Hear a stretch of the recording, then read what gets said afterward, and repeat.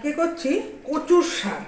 কচুর শাকটা আমি একদম বেছে নিয়ে একদম করে নিয়েছি, প্রেসারে সিটি দিয়েছি, দেখে বোঝা যাচ্ছে। আর এটাকে মাঝে মাঝে আমি ঝেড়ে ঝেড়ে জলটাকে পুরো বের করে দিচ্ছি। এইভাবে করলে না প্রেসার এটার মধ্যে দেখো কীভাবে জলগুলো পড়ছে, যত জল আছে একদম ফেলে দিচ্ছি, তাহলে টানাতে তাড়াতাড়ি হবে এবং যত সুন্দর টানানো হবে খেতে তত টেস্ট পাবে। দেখো ভেতর থেকে আমি রসটাকে পুরো বের করে দিয়েছি, দেখেছ?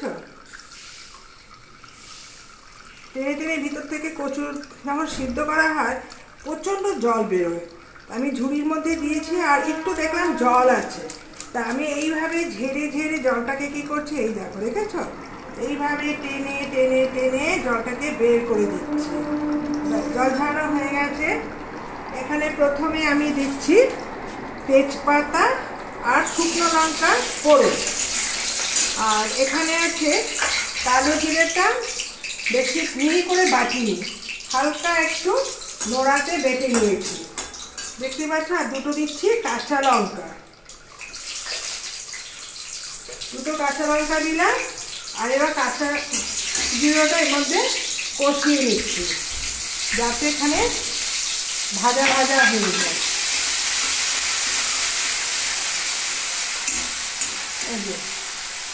হাত মানে বেশি গোটা আমার রাখিনি, একদম প্রেসেও করিনি।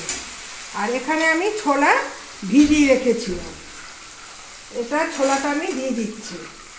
কচু শাকের মধ্যে ছোলাটা বেশি ভালো লাগে। একটু চিংড়ি মাছও দেওয়া যায়, কিন্তু চিংড়ি মাছ দেওয়া না দেওয়া সমান, কেউ পাবে কেউ পাবে না, তার জন্য আমি কী করছি, ছোলা দিয়ে করছি। এটা আমার কষানো হয়ে গেছে। এইবার আমি কি করছি, ছোলাটা একটু হালকা করে ভেজে নিলাম। এইবার আমি কি করছি, কচু শাকটা এর মধ্যে দিয়ে দিলাম। কচু শাকটা ভালো করে মিশিয়ে দিচ্ছি। এর মধ্যে কোনো কিছুই মশলা লাগে না। আমি চিনির বদলে দিচ্ছি কি গুড়, যেহেতু আখের গুড়টা না কচু শাকের মধ্যে বেশি ভালো যায়। আমার চিনির বদলে আমি গুড় বেশি ইউজ করি বাড়িতে, আমি চিনি খাই না। আমার ঘরে সবসময় আখের গুড় রাখি, আমি আখের গুড়ে দিয়েই আমি রান্না টান্নাতে সব কিছুই দিই। গুড় দিয়ে দিলাম। আর এর মধ্যে আমি একটু তেঁতুল দিচ্ছি, কেননা অনেক সময় কচু শাকে না গলা ধরে, ভয়ে আমি তেঁতুল দিয়ে দিচ্ছি। গলা ধরুক বা না ধরুক আমার তো সেটা জানি না, তা তেঁতুলটা দিলে এই যে। এবার নুনটা অ্যাড করে দিলাম। নুনটা পরে আবার দেখে পরে আবার দেবো নুন লাগবে কি লাগবে না। হলুদটাও আমি দিয়ে দিলাম, বেশি হলুদ লাগে না। দেখো এবার মশলাটা আমার সব কিছু দেওয়া হয়ে গেল। এইবার আমার কি করতে হবে, ভালো করে সব কটা মশলা, এ দেখো যতই আমি কচু শাকে জল ঝেড়ে নিই না কেন একটু জল উঠবে। আর কচু শাকটা যত সুন্দর টানানো হবে টেস্ট ততই বাড়বে। কিন্তু কচু শাকের সব জলটা তার ফেলে দেওয়া যায় না, তার টেস্টটাও চলে যাবে। দেখো কি সুন্দর জলও উঠেছে, আর সিদ্ধটা দেখবে তো দারুণ হয়েছে। আর যেহেতু ছোলাটা ভেজানো ছিল, এই জলের সাথে ছোলাটাও একদম কচু শাকের সঙ্গে মিক্সড হয়ে যাবে। এবার আমি দিচ্ছি জলটা একটু ফেলে দিই, এতটা জল আমার লাগবে না, তেঁতুলে ঘুলতে যতটা জল লাগে। একদম এটাকে আমি বিচিটাকে ছাড়িয়ে নিচ্ছি, কেননা মুখে মুখে বেশি লাগলে তারই ভালো লাগে না। এই এরপর থেকে আমি একটু চিপে একটু হলুদের দিয়ে দিলাম।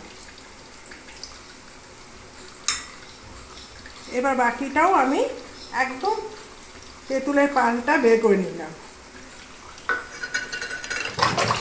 হাতটা ধুয়ে নিচ্ছি। দেখ সব কটার সঙ্গে ভালো করে মিশিয়ে নিচ্ছি।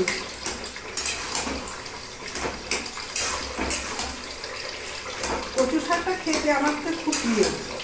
কচু শাক হলে আর কিচ্ছু দরকার পড়ে না, কিন্তু ওই কাটা ছাড়ানো পরিষ্কার করাটাই ঝামেলা। তা কালকে নাকি হঠাৎ বাড়ির পাশ দিয়ে একটা বয়স্ক লোক কচু শাক নিয়ে গেছে, দামেও খুব সস্তায় পেলাম। বাজারে দাম যা দেখছিলাম তার থেকে অনেকটা কম পেয়েছি। তা বাড়িতে এনে কচু শাকটা রেখে দিয়েছিলাম, কালকে যখন এসে তা করার টাইম আমার রান্না হয়ে গেছে। এখন আজকে কচু শাকটা সকালে উঠে ভেবেছি নাকি কচু শাকই করবো। কয়েকটাতে জিনিস কিনেছি, এই অনেকটাই হয়েছে দুজনের আনতে। ঠিক আছে, কি সুন্দর মিশে গেল সব। এবার মিনিট 5 জলটা শুকাক, আমার রান্নাও কমপ্লিট হলো, তোমার সাথে থেকে।